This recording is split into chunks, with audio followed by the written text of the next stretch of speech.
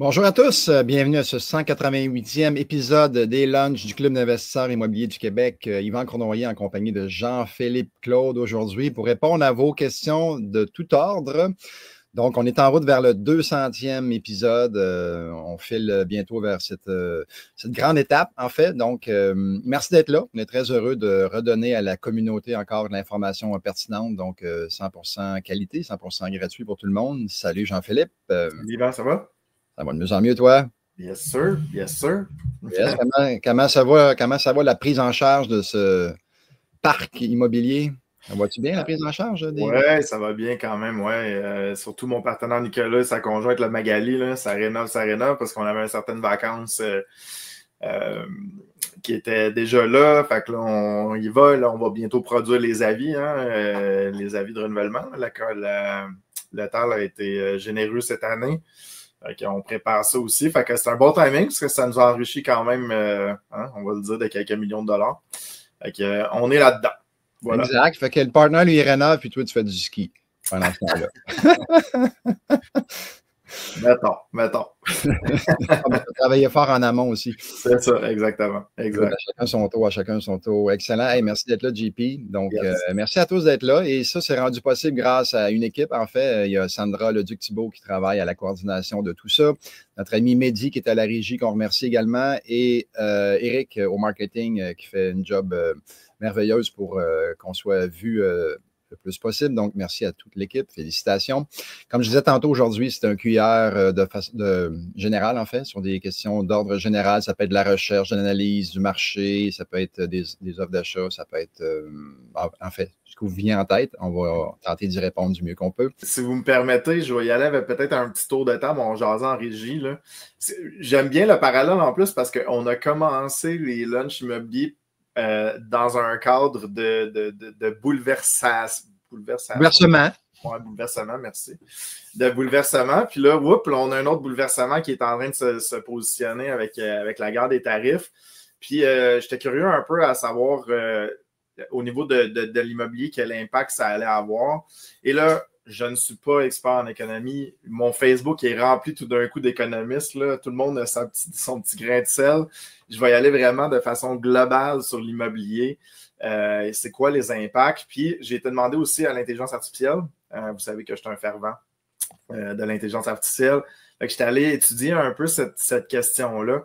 Et en fait, si on se tient à l'immobilier résidentiel dans le moyen dans le logement, mettons les bâtiments 1980-1970 et plus, il n'y aura pas tant d'impact dans les grandes métropoles dû à la diversité des emplois. Fait qu'on ne devrait pas nécessairement avoir une vacance supplémentaire. Oui, il va y avoir un petit peu de perte d'emploi, l'économie va ralentir. Hâte de voir ce que la Banque du Canada va faire au niveau des taux. Mais au niveau des grands centres, ça ne devrait pas tellement changer. Par contre, en région, Saguenay, Sept-Îles, par exemple, les villes qui sont fortement liées à l'industrie manufacturière, ils risquent d'avoir un dur impact. Puis là, ils risquent d'avoir un taux de vacances qui va monter dû aux industries qui vont définitivement moins exporter aux États-Unis. Du moins, on est le 3 février à midi. Je sais que les deux présidents, premier ministre, président vont se parler ce soir à 15h. Ça va peut-être être retiré, mais pour l'instant, c'est ça. Au niveau des coûts de construction, beaucoup de matériel qui vient des États-Unis, donc on risque d'avoir une augmentation des coûts de rénovation. Dans le logement usagé, ça va coûter plus cher. Le logement neuf, celui-là, c'est pas mal le wildcard parce que là, les coûts de construction vont monter, l'économie va être impactée, donc est-ce que la construction neuve va être désavantagée là-dedans? Je pense que oui, encore là, je n'ai pas de boule de cristal. Avec moi, je ne suis qu'un simple citoyen du Canada. J'essaie juste de penser dans mon industrie, mais avec des coûts de construction qui augmentent puis une économie qui ralentit, le bâtiment neuf risque d'être impacté. Ce qui va aider, encore une fois, le bâtiment usagé. Là. Fait qu'on s'en sauve bien à ce niveau-là dans les grands centres. Au niveau des taux, ce matin, 20 points de retranchés là, sur le CMB. Fait qu'on a, je le regarde, je vous le dirai tout à l'heure, j'ai oublié, là, mais dans les 2,70, le taux CMB 5 ans, fait que ça a définitivement un avantage pour les investisseurs immobiliers. Pour l'industriel, commercial, ça va être plus dur parce que les gens vont moins dépenser, une économie qui va ralentir. Donc, dans le commerce de détail, ça risque d'être plus difficile. Et dans l'industriel aussi, il risque d'avoir un peu plus de vacances. Fait qu'on fait le tour complet de ça. Encore là, je le répète, ça fait 3 fois, j'ai pas une boule de cristal, mais il va y avoir des désavantages à jouer dans l'immobilier. Mais si vous êtes dans les grands centres et vous avez de l'immobilier de moyenne gamme, là, ne devrait pas avoir de problème. Voilà. Merci pour ce tour d'horizon, JP. On va voir comment ça va se dessiner par la suite. C'est pour ça qu'on a fait les lives dès le départ. C'est ça qu'on a fait quand la pandémie a frappé. On a dit on va prendre cette information-là, puis au lieu de la garder pour nous, on la diffuse gracieusement. Voilà. Là, tu as fait appel à qui, le ChatGPT ou à un autre? J'utilise DeepSeek. Je l'aime beaucoup parce que je lui demande de l'expliquer son raisonnement. C'est le nouveau modèle chinois, là. La réponse est plus rapide, puis j'aime beaucoup voir comment il a réfléchi pour m'amener la réponse. Fait qu'il y a comme une démarche, hein, comme les examens à l'université, il fallait écrire notre démarche. Fait que j'aime ça voir ça. Voilà. Tu mettrais le lien dans le chat, le lien? Ouais, je peux mettre le lien de DeepSeek, ça va faire plaisir. Je pourrais pas mettre le lien de la conversation que j'ai eue avec lui, mais vous poserez les questions de toute façon, en quoi ça vous impacte pour votre région particulière. Excellent. Il y avait Amy Gagnon à 12h05. Bonjour, j'ai une question pour ce qui est des flips. Est-ce qu'il y a un avantage au niveau des impôts à payer si on fait un flip dans une compagnie, une société au lieu de personnel? Il faut comprendre, Amy, qu'un flip, c'est un revenu d'entreprise.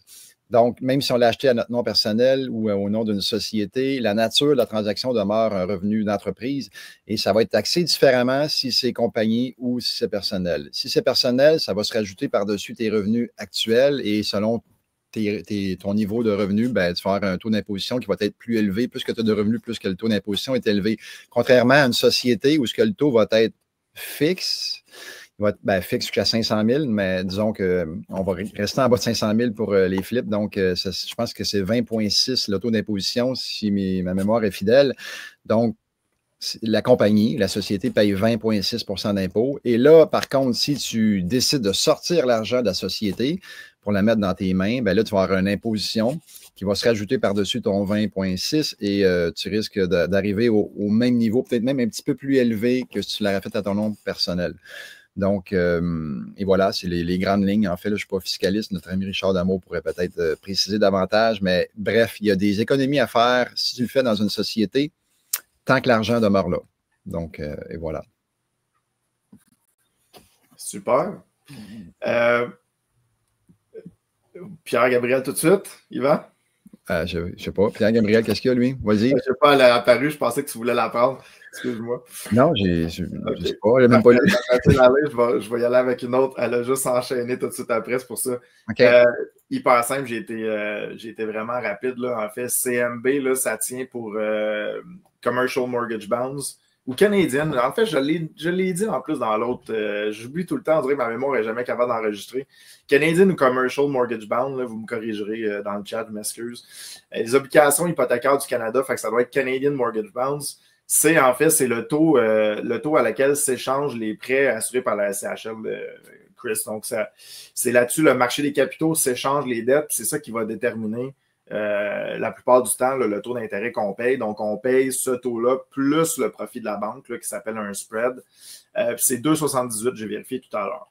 Je vais répondre vraiment rapidement aussi sur une autre. C'est quoi ma prévision? Ouais. Comme encore là. Mettez-moi pas un gun sur la tempe, revenez-moi pas dans une semaine si c'est pas ça. Même Christian qui vient faire la minute du courtier hypothécaire dans nos soirées mensuelles, de la misère à le prévenir. Ce que je pense, mon humble personne, le hit a déjà été pris. Fait que le 20 points a déjà été encaissé. J'ai regardé au courant de la journée, là, ça a fluctué autour du le moins 20 initial. Fait que la mauvaise nouvelle est tombée. Là, après ça, s'il y a d'autres nouvelles qui s'enchaînent, puis là, il y a une riposte d'un côté comme de l'autre, ça risque de bouger. Mais si ça ne bouge pas, d'après moi, le hit est passé. Puis ça va tourner autour de ça. Je ne pense pas qu'il y ait de baisse supplémentaire. Là, encore là, je lève mes deux mains. Là, genre, ça, c'est une prévision aussi bonne que n'importe qui suit les CMB. OK? Voilà. Ça bouge beaucoup. C'est dur à prévoir. Exact. Voilà. Oui, il y avait Pierre-Gabriel là, qui avait sa question est apparue tantôt. En fait, c'est par rapport aux augmentations ici qu'on va envoyer à nos locataires. Il faut joindre un texte en annexe avec l'augmentation. Si le texte n'est pas joint, ça pourrait être contesté puis refusé. Donc, on a fait un lunch il y a 2 semaines, je crois, ou la semaine passée, je ne me souviens plus trop, avec l'Accord PIC, puis ça a été bien expliqué. Si tu veux aller le réécouter, là, elle l'explique très, très bien, Sophie, mais en gros, c'est ça, il y a un annexe à mettre avec ton augmentation pour être sûr que ça va être valide. Sinon, ben, ça peut être invalidé par le locataire. Absolument. Puis je vais en profiter tout de suite pour mettre Sébastien Martel. Le 6-7 encore une fois, tu veux plus de détails, retourne il y a 2 semaines, mais en gros, si on résume, comment on fait passer le 6-7 ça passe par une communication. Okay? Fait qu'il y a une communication avec le locataire, beaucoup, là. Donc, attendez-vous à avoir peut-être des appels, des discussions à avoir avec les différents locataires. Ce que j'aime, c'est que là, la presse se met aussi de la partie, donc les locataires sont prévenus un peu. T'sais, on sait que les augmentations s'en viennent. Fait que communication, Sébastien. Voilà. Excellent. On a quasiment passé à travers les questions déjà. Il y avait Olivier Lapierre qui dit, une fois une promesse d'achat acceptée, est-ce que tu peux, si tu veux modifier la clause du prix puis le vendeur ne veut pas, est-ce que la promesse d'achat persiste? La réponse est oui. En fait, tu as une offre d'achat acceptée, tout va prendre effet. Tu vas aller faire ta visite des lieux peut-être, tu vas faire ton inspection. Tu veux modifier un prix, ben, ça prend l'accord des 2 parties. Donc, il y a une modification qui doit être faite, un formulaire de modification, comme quoi que le prix est changé et il faut que les 2 parties conviennent. Si le vendeur ne veut pas modifier le prix, ben, tu dois prendre une décision. Est-ce que tu continues dans le prix que tu avais initialement ou tu te retires? Si tu as bien rempli tes clauses, il y a peut-être un moyen de se sortir de la transaction, en fait, moi. Donc, c'est ça, ça prend l'accord du vendeur, sinon ça serait trop facile de faire ça de façon unilatérale. On change le prix, donc les 2 parties doivent convenir de la modification, sinon ça n'a pas effet. Et voilà. Voilà, des petites en rafale. Olivier Lapierre est membre de la Corpic, vaut-il la peine? La réponse, tu sais, nous, on dit toujours ça dépend. Tu sais, les gens disent, est-ce que ça vaut la peine de s'incorporer en immobilier? Ça dépend. On vous dit souvent ça, là, en fonction de différentes conditions. Celle-là, la Corpic, il n'y a pas de ça dépend. C'est facile, c'est oui. Tu as un logement en location, tu t'abonnes. C'est toujours au prorata du nombre de logements que tu as. Avec les rabais que tu as, tu vas payer ton abonnement. C'est vraiment facile. Fait qu'Olivier, absolument. Et on le répète, c'est un organisme à but non lucratif. C'est un organisme à but non lucratif qui travaille au sein pour les propriétaires pour défendre leurs droits. En passant, Yvan, je te le donne en scoop, je vous le donne en scoop à tout le monde. On va passer dans le magazine Proprio en mars, justement, avec notre transaction de Norgate. Là, ils nous ont approchés, fait qu'on a fait une petite entrevue. Donc, on va y passer, Frédéric, Nicolas et moi, là, pour les achats de 1108 appartements Norgate. Oui, puis je fais du pouce sur la Corpic. Oui, tu as des rabais. Tu as aussi des services conseils. C'est un problème qu'un locataire ou un nouveau locataire qui veut rentrer, tu vas avoir de l'information, des conseils, ben, tu peux les contacter. Tu as les enquêtes de prélocation aussi qui sont intéressantes aussi. Tu as des conférences. Quand tu es membre, tu as des rabais sur leurs conférences, des formations aussi. Bref, c'est un no-brainer tant qu'à moi. Là. Si tu achètes un condo que tu mets en location, tu as payé 400 000 ton condo, ben, rajoute donc 75 $ dans l'année pour être membre de la Corpic puis avoir plein de rabais puis plein de bénéfices. Il n'y a aucune raison. Il n'y a aucune raison de ne pas venir aux soirées mensuelles du club, puis il n'y a aucune raison de ne pas être membre de la Corpic. Voilà. Une super rapide aussi en rafale. Là. Sur le temps, le 5,9 %, c'est un calcul approximatif. Calcul du TAL, le calcul est complexe. Est-ce que tu es chauffé au gaz naturel, l'électricité, qui paye l'électricité? Il y a un paquet de facteurs. Encore une fois, vous pourrez revenir il y a 2 semaines. Calcul du TAL. OK, c'est pas compliqué, là. Ça répond à cette question-là assez rapidement. Vous allez sur le calcul du TAL parce que ça ne veut pas nécessairement dire que c'est 5,9. Voilà. Jean Forget, ça, je vais essayer de répondre du mieux que je peux, mais je dirais un peu, ça dépend. Hein. Je consulterai peut-être un fiscaliste là-dessus, mais un chalet locatif, c'est mieux de le faire personnel à ton nom ou au nom d'une compagnie. C'est le même principe que les flips. Tes revenus court terme, ça va être du revenu d'entreprise. Donc, ils vont être taxés différemment qu'un gain capital.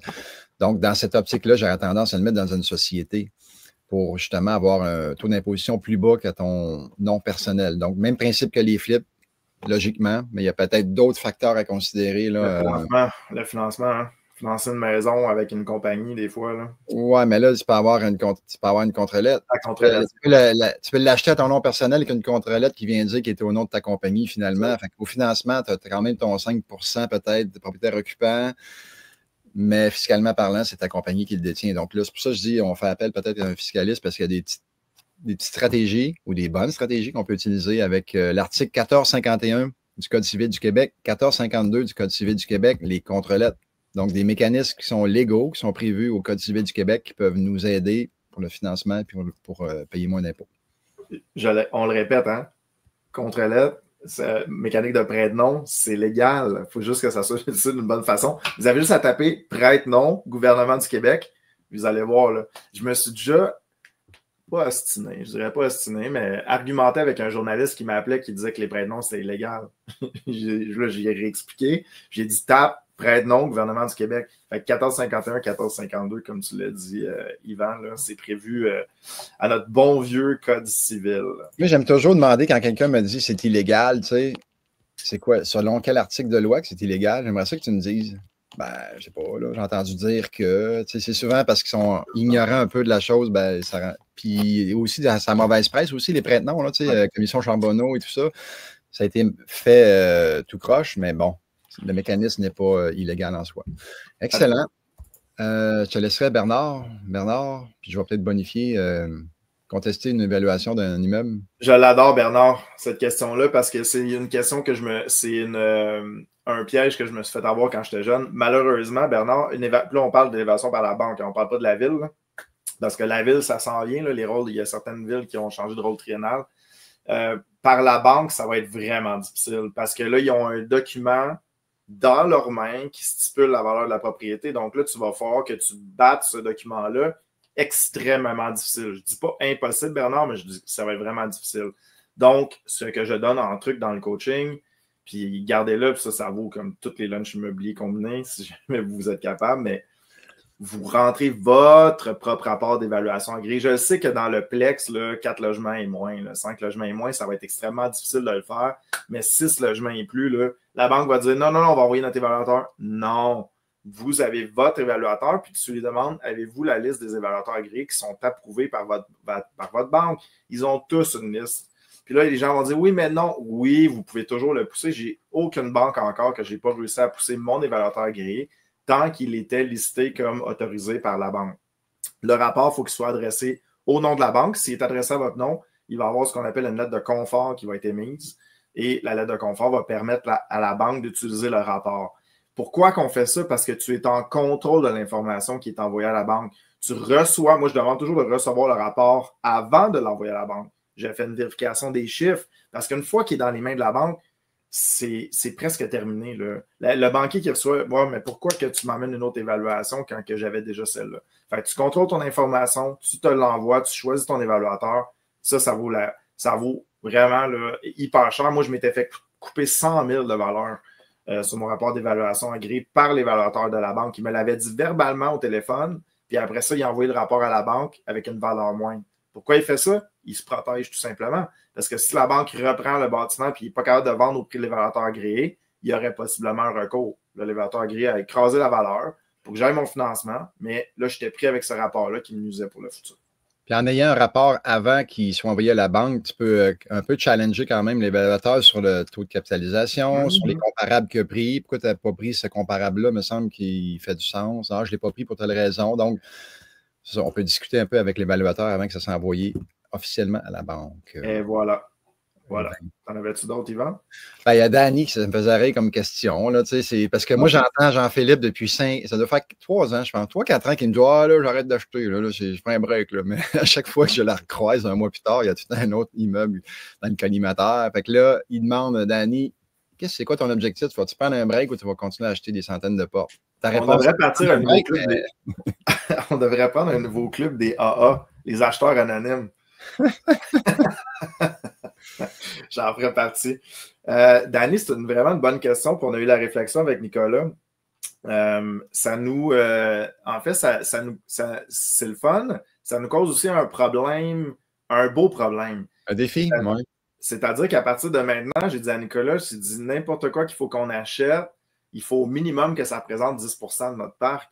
Parce que là, si on commence à gratter des petits immeubles à gauche, à droite, ben là, on va commencer à manquer des grosses opportunités parce que là, on s'est fait un nom avec toute humilité. Je veux dire, on est loin des gros joueurs, là, et très loin, mais on vient tranquillement de se faire un nom dans le monde institutionnel où est-ce que les parcs immobiliers de plus de 100 logements commencent à s'échanger. Fait que là, si on commence à gratter le 8, le 16, ben là, on risque de fermer cette porte-là. Fait qu'on on renforce notre mur du non, puis on dit non beaucoup à du petit logement et à faire moins de projets pour des plus grosses opportunités. Fait que pour répondre à ta question, Danny, puis c'est drôle, les journalistes qui nous appelaient après la transaction, puis c'est pas nous qui les ont sollicités, là, je veux juste le dire, c'est pas nous qui voulaient être dans le journal, c'est juste qu'on s'est fait appeler puis on s'est fait interviewer. Ils posaient toujours la question, c'est quoi les objectifs? En fait, tant qu'on a du plaisir, c'est ça. C'est tant qu'on a du plaisir, parce que là, on a dépassé évidemment un statut d'indépendance financière. On vit bien, je veux dire, l'avenir de mes enfants est assuré. Fait qu'on ne le fait plus pour l'argent, on le fait pour le plaisir, on le fait pour le challenge.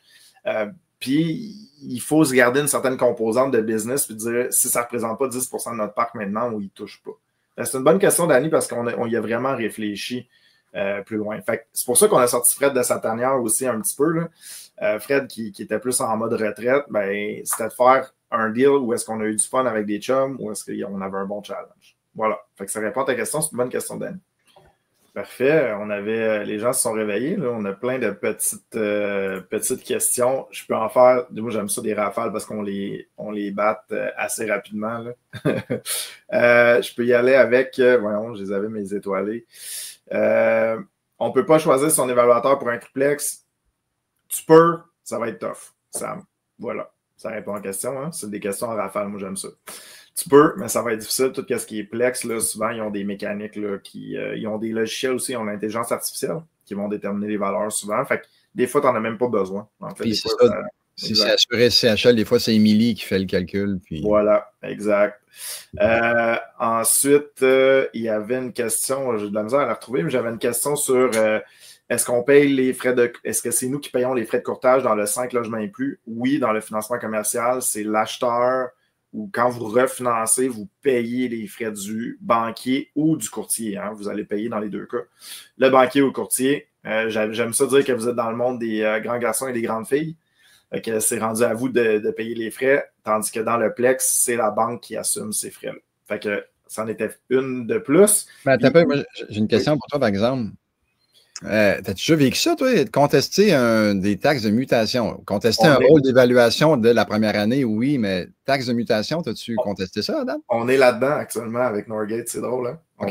C'est quoi le prétexte c'est quoi vos arguments? L'argument, c'est qu'on a 61 lots, 24 comptes de taxes. Nous, on a voulu présenter le droit de mutation sur 61 lots. C'est notre interprétation de la loi. C'est comme ça qu'on a généré l'acte de vente. La Ville nous est revenue et elle nous a chargé sur 24 comptes de taxes. Ça fait une différence d'1 million de plus sur le droit de mutation.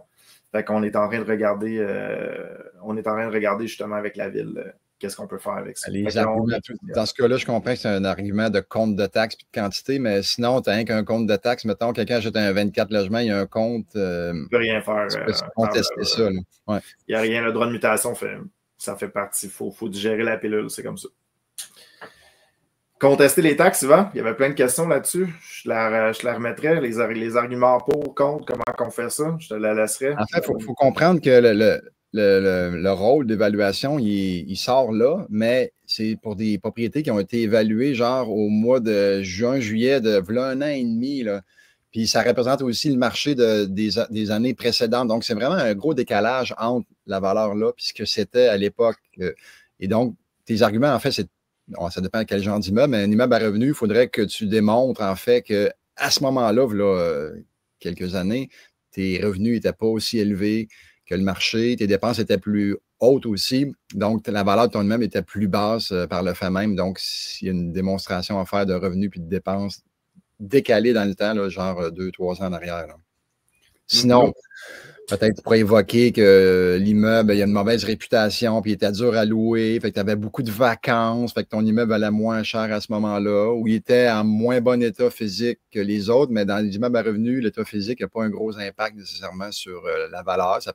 L'évaluateur va considérer un petit peu à la hausse ou à la baisse, mais ce n'est pas ça qui va déterminer la valeur. C'est vraiment les revenus et les dépenses. Donc, tu prouves que ton revenu net d'opération était vraiment plus bas que la moyenne à ce moment-là. Ça serait la technique à utiliser. Surveillez ça. Hein. Nous, on va en contester. À Longueuil, ils nous ont envoyé l'évaluation plus élevée que ce qu'on a payé. Ça, c'est facile à contester. Fait que ça va être assez simple. Fait que surveillez ça, fait que ça a un impact. En passant, les gens aussi, ils disent « Ah, mais là, ma valeur a fait 1,5 fois, mes taxes vont faire 1,5 fois. » Juste un rappel qu'il y a un taux de taxation aussi qui vient avec ça. Fait que les valeurs montent, le taux de taxation diminue. Fait que juste, les gens font bien. Puis ça me fait toujours rire là, quand ils vont interviewer les gens sur le plateau. Là, la personne qui a son compte de taxe a monté de 1000 $, mais que sa valeur marchande a fait comme 250 000 de plus. Là. Disons que on essaie d'avoir le big picture, s'il vous plaît. C'est que généralement, si les taxes vont monter, c'est que la valeur aussi va monter, mais il y a une différence. Là, il y a un taux de taxation. Ouais. En fait, on parlait des tarifs, on parlait de l'impact peu significatif que ça va avoir l'immobilier, mais je tiens à dire que ça me fait beaucoup de peine, tout ça, en fait, la guerre des tarifs qui est entre les deux pays. Et moi, j'ai des parents entrepreneurs aussi dans le vêtement.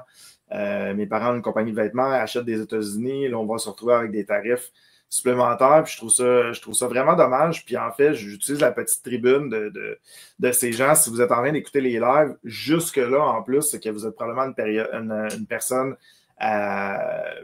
en haut de la moyenne, disons, là, supérieure à la moyenne. Puis vous avez un impact plus significatif aussi sur ces tarifs-là. Fait que j'encourage tout le monde à voter avec nos dollars. On ne peut pas voter sur ce qui se passe au Sud, mais de voter avec les dollars.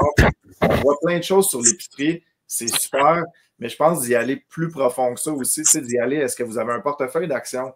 Peut-être que vous pourriez transférer les actions au Canada pour soutenir les entreprises canadiennes. Est-ce que l'achat de voitures aussi, ça pourrait être important pour vous? Les vacances, nous, on avait planifié des vacances en avril en Caroline du Nord. Je vois mal mettre de l'argent dans un pays qui, excusez-moi l'expression, mais qui nous crache au visage avec des tarifs comme ça. Fait que c'est des choix, c'est des droits de vote. Fait que j'en profite de la petite tribune je vous encourage à le faire. Je sais que c'est pas toujours facile, je sais qu'il y a certaines conditions, mais d'y aller avec les gros morceaux, comme les actions, les achats de voitures, les voyages, de se battre avec ça, parce que définitivement, il y a un contrôle d'information au Sud, mais si on commence à attaquer les dollars, ben là, peut-être qu'il va y avoir un changement de direction. Fait que je l'espère. Je sais qu'on est une petite économie. J'ai demandé justement à l'intelligence artificielle, on est à combienième économie au monde. On est entre 10 et 15, dépendant des facteurs qu'on mesure. Fait qu'on est quand même assez pesant dans le monde, en 10 et 15 sur 200 pays. Fait que je pense qu'on est capable de faire une belle guerre commerciale, mettons, si ça peut être beau, mais de ramener ça, puis d'en profiter. Je sais que Luc Poirier aussi en parlait, de revenir à nos chaînes d'approvisionnement, d'encourager les produits locaux. Fait que j'encourage vraiment tout le monde à le faire, puis de le faire avec des gros impacts, là, comme j'ai dit. Voilà. Yvan, t'avais-tu quelque chose? Non, mais je réfléchissais, me demandais, les Tesla étaient produites où? Sont produites où, les Tesla? Que tout le monde a? Aux États-Unis ou au Canada? Là, c'est sûr que Tesla, en fait, moi, je suis propriétaire depuis 2020. J'ai passé de « Wow, on fait partie de la transition énergétique » à « Ah non, j'ai ma voiture. » Je donne plus d'argent. Évidemment, je ne la vendrai pas parce que je donne plus d'argent à Tesla nécessairement, mais c'est bien dommage. Fait que, voilà. Fait que je serais curieux de voir. Ouais, je serais curieux de voir ça, mais tu sais, Tesla, en plus, est attaché directement à l'administration. Fait qu'elle a un c'est pour ça que je parlais de ça. Ouais. Voilà. Excellent. Et merci beaucoup pour ce lunch. Merci, JP. Vous avez été nombreux à poser des questions. Des fois, les gens se manifestent un petit peu tard, donc on n'a pas nécessairement toujours le temps d'y passer. Donc, nous, on va se revoir, Jean-Philippe. Je pense que tu es là la semaine prochaine avec moi. On va recevoir Brian Boucher, côté de AB2C Énergie. Donc, un membre corporatif au sein du club, un fidèle aussi du club. Il va nous parler d'efficacité énergétique et de subventions en lien avec APH Select. Donc, ça promet. Préparez vos questions. Brian va y répondre. Et sur ça, je vous souhaite une belle semaine immobilière. Go, go, go à tous. On se revoit la semaine prochaine. Bye.